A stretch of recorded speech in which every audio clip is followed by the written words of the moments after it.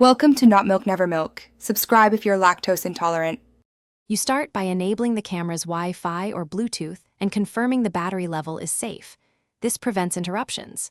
Next, open your phone and launch the maker's app, or get a cable ready if you prefer a wired transfer.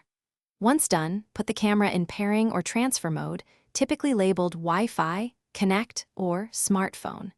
You'll see a network name or QR code on the camera. Note that since you will pair devices next. Keep both screens active and nearby. You now pair the devices. Scan the camera's QR code or join its SSID in your phone settings, then enter the displayed password. If you chose wired transfer, connect the cable and accept the phone's prompt to allow file access. Once connected, open the app's browser of images. Make sure you choose RAW versus JPEG intentionally. RAW keeps data but is larger.